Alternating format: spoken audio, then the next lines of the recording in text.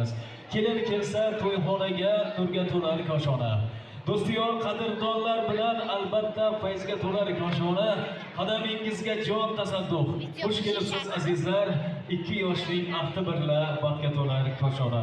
Assalomu alaykum. Bugun mana shunday baxtga ma'lum to'la koshonamizga yaxshiliklar bilan tashrif buyurgan aziz mehmonlar, hurmatli xonimlar va janoblar, aziz onaxonlarimiz, kelin-badavlat otaxonlarimiz, Lobar opa-singillar, aka-ukalarimiz, quda-analar, qarindosh urug'lar, ayniqsa mana shu kuyovning jo'ralari, ukalarimiz, kelin tomondan kelgan singillarimiz. Avvalo barchangizni xush ko'rdik, xush kelibsizlar, qadamlaringga xizmatlar bo'lsin. Ko'rsatganiga, yetkazganiga shukr deymiz. Endi bugun salomlar aytib o'tildik, Eshboyevlar haqida katta xursandchilik, katta bayram. Xonadon haqiga to'ylar muborak bo'lsin. Mana shu Halimaxon onamiz boshchiligida bugun ushbu xonadon a'zolari chiroyli bir to'yga dasturxon bezashgan.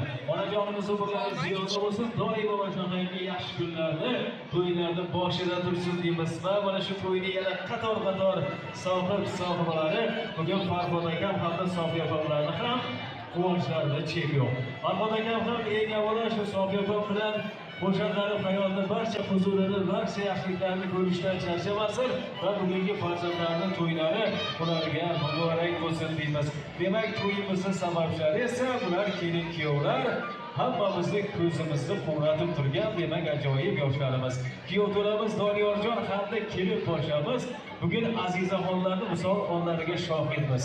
Doniyorjon bilan azizaxonni bugun hayot yo'llari tutashar ekan. Ilohim 2 yosh qo'sha qarisin, baxtli saodatli bo'lsin, serfarzand bo'lsin, badavlat bo'lsin. Kelasi Xudo xolasa ko'pni qatoridan oz emas, ko'p emas, shirindan shirin farzandlarni ota-onasi bo'lish baxti aynan yoshlarimizga nasib qilsin va mana shunday chiroyli xursandchilik kunlarida ham bugungidek qatorimizdan kamaymasdan birga bo'lishlikni Yaratgandan so'rab qolamiz. Va shunday go'zal tilaklarimiz bilan yana bir bora tantanamizni rasman ochib deb inom beramiz. Endi dasturxonlarga qarayverasizlar.